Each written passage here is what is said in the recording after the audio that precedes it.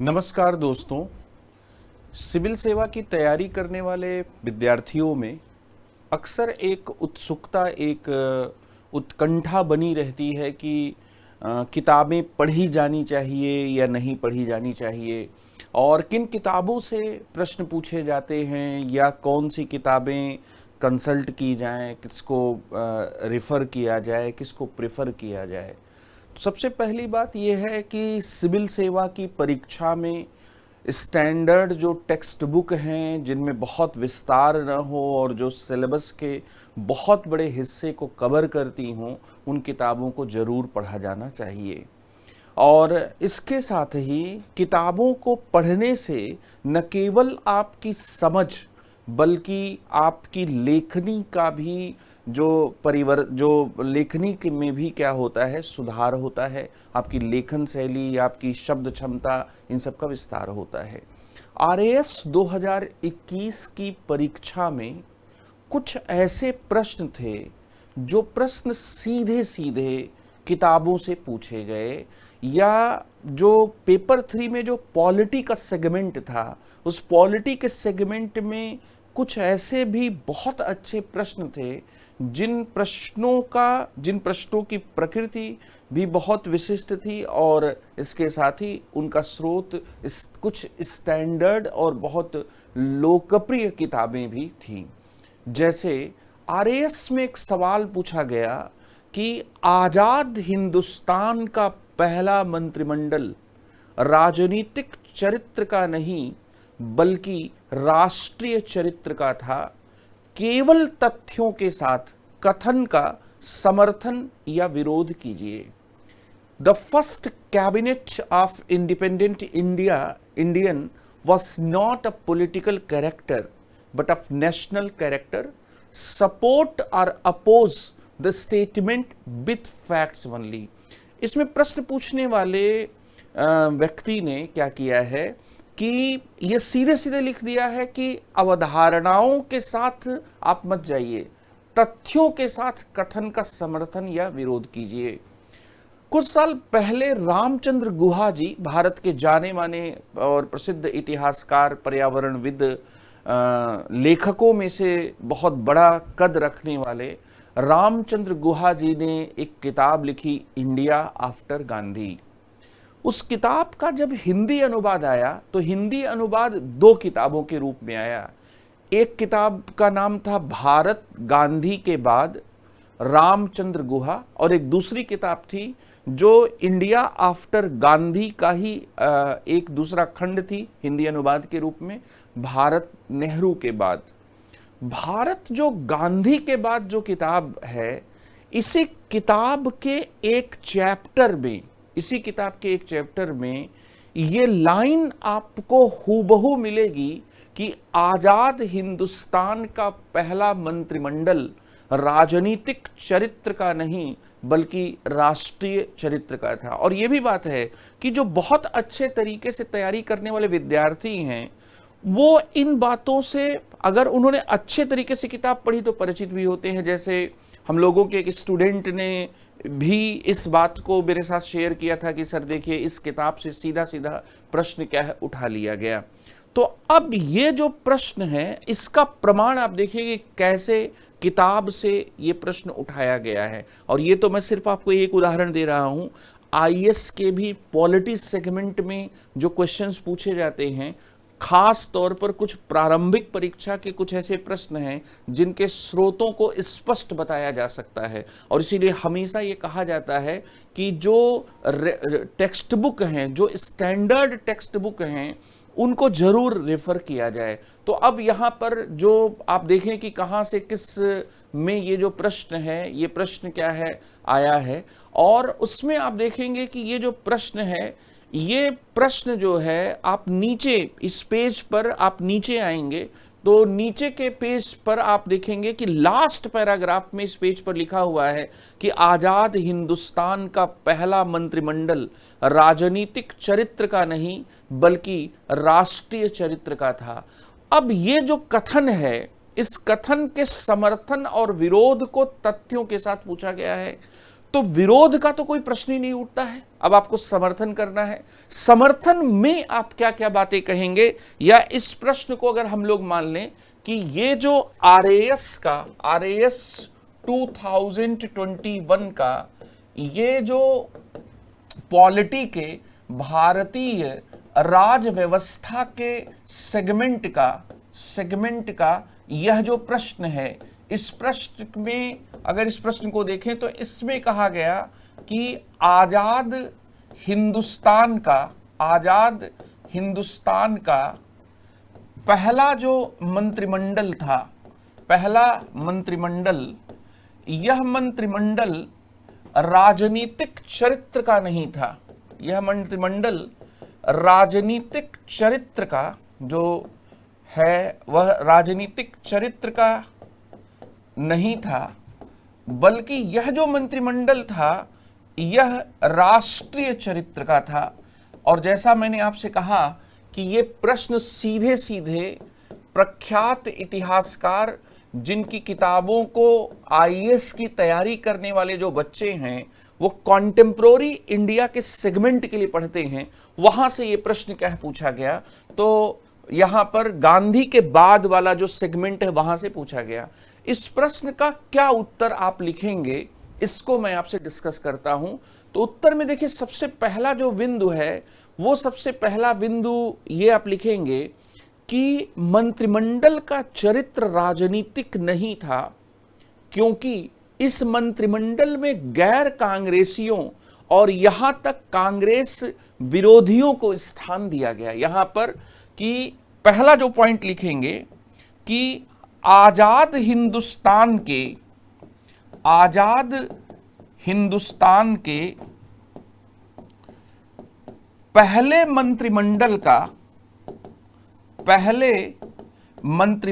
का जो चरित्र है, पहले मंत्रिमंडल का चरित्र, यह चरित्र राजनीतिक न होकर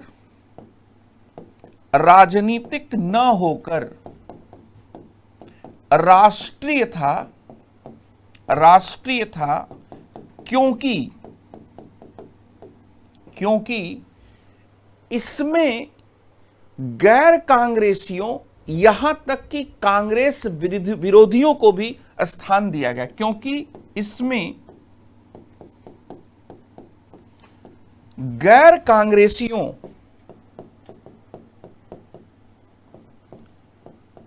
और यहां तक कि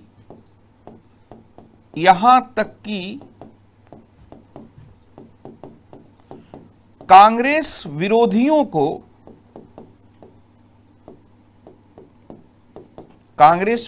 को स्थान दिया गया। डॉक्टर भीमराव अंबेडकर को कानून मंत्री, श्यामा प्रसाद मुखर्जी को उद्योग मंत्रालय और के.आर. षणमुखम शेट्टी को वित्त मंत्री बनाया गया, जो न केवल कांग्रेस पार्टी के बाहर से थे बल्कि धुर कांग्रेस विरोधी भी थे। तो यहां पर हम लोग इस तथ्य को लिखेंगे कि डॉक्टर भीमराव अंबेडकर को विधि मंत्री,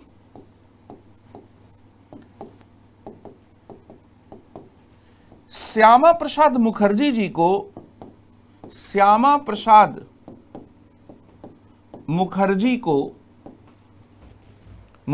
को उद्योग मंत्रालय और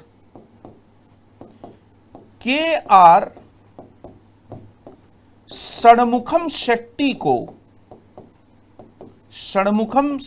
को वित्त मंत्रालय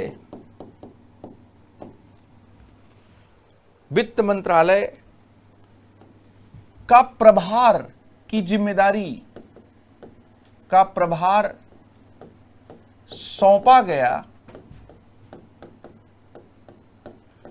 जो न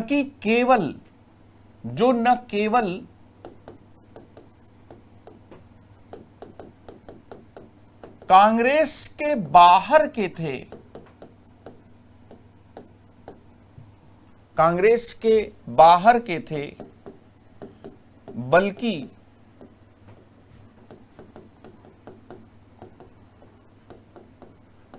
कांग्रेस विरोधी भी थे और धुर कांग्रेस विरोधी भी थे। इसके साथ ही रफी अहमद किदवई साहब, जो कि किसान मजदूर पार्टी से संबंधित थे, उनको भी आजाद हिंदुस्तान के पहले मंत्रिमंडल में स्थान दिया गया, तो भी कांग्रेस के बाहर थे। तो यहां पर इस बात को भी लिखेंगे। इसके साथ ही रफी अहमद किदवई, जो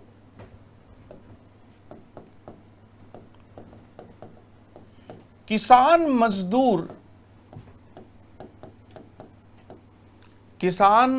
मजदूर पार्टी से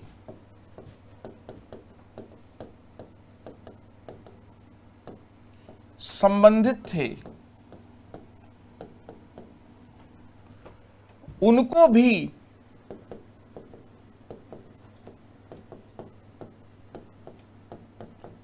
स्थान दिया गया। तो ये पहला पॉइंट है। अब आप में से कुछ लोगों के मन में ये उठ रहा होगा कि 50 शब्द में लिखना है और पहले ही पॉइंट में 50 शब्द पूरा हो गया, तो इसको शॉर्ट करेंगे। यहां पर मैं ये एजम्पशन कर रहा हूं कि आपको इससे रिलेटेड जो और भी जानकारियां हैं उनको भी दिया जाए। आजाद हिंदुस्तान के पहले मंत्रिमंडल के गठन के पीछे जो सिद्धांत थे वो राष्ट्र निर्माण के सिद्धांत थे, और महात्मा गांधी ने मंत्रिमंडल के गठन को लेकर इस सिद्धांत को स्पष्टता के साथ प्रतिपादित भी किया था कि मंत्रिमंडल के गठन में सबसे काबिल लोगों को जगह मिलनी चाहिए, चाहे वह किसी भी पार्टी के क्यों न हो। स्वतंत्रता भारत को मिल रही है, कांग्रेस को नहीं। ये जो महात्मा गांधी का कथन था, इस कथन ने भी भारत में जो आजाद हिंदुस्तान में जो मंत्रिमंडल गठित किया गया उसके सिद्धांतों की तरफ संकेत किया कि उसका स्वरूप राजनीतिक हो ही नहीं सकता था। तो यहां पर दूसरा पॉइंट कि आजाद हिंदुस्तान के पहले मंत्रिमंडल के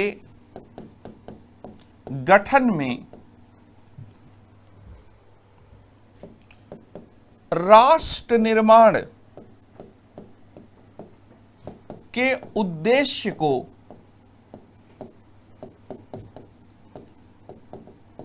ध्यान में रखा गया। गठन का जो सिद्धांत था वो सिद्धांत या उद्देश्य उससे इससे जुड़ा हुआ था। महात्मा गांधी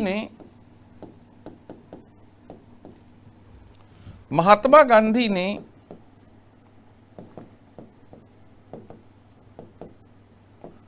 मंत्रिमंडल गठन के सिद्धांत को इस प्रकार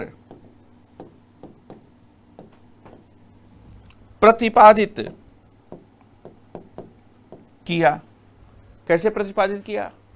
मंत्रिमंडल के गठन में सबसे काबिल लोगों को जगह मिलनी चाहिए। मंत्रिमंडल के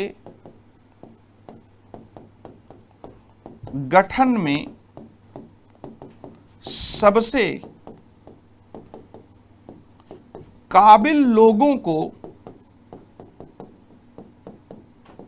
जगह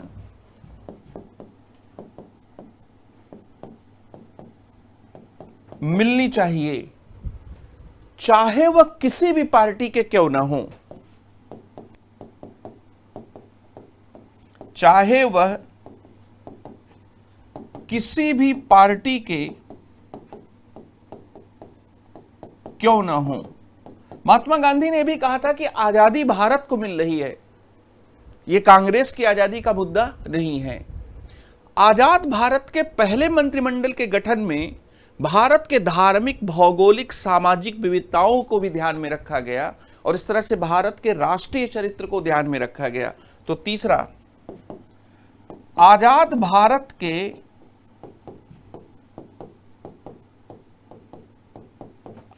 पहले मंत्रिमंडल के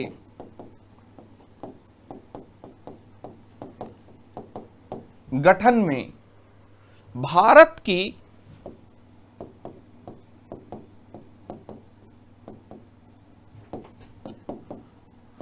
धार्मिक भौगोलिक और सामाजिक जो विविधताएं हैं, सामाजिक विविधताओं को ध्यान में रखा गया। कैसे? देखिए, जो आजाद हिंदुस्तान का जो पहला मंत्रिमंडल था,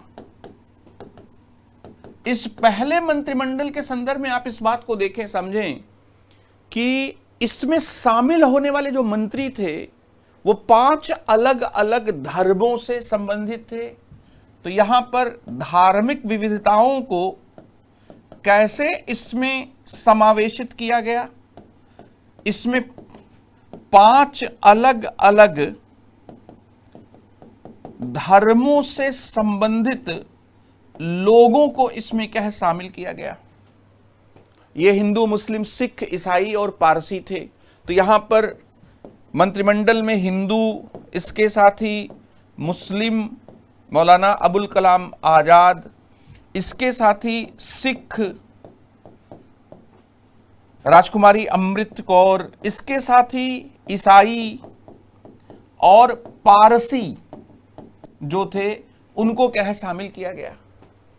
कुछ नास्तिक भी थे, जैसे कुछ किसी को नहीं मानते थे। और इसके साथ ही आप देखेंगे कि मंत्रिमंडल के गठन में केवल धार्मिक विविधताओं को ही नहीं, बल्कि भारत की जो भौगोलिक विविधता है, उस भौगोलिक विविधता को भी ध्यान में रखा गया। उत्तर से, दक्षिण से, मतलब सभी क्षेत्रों का प्रतिनिधित्व क्या करने वाले लोग थे। इसलिए रामचंद्र गुहा ने लिखा कि पूरे देश का प्रतिनिधित्व था मंत्रिमंडल में।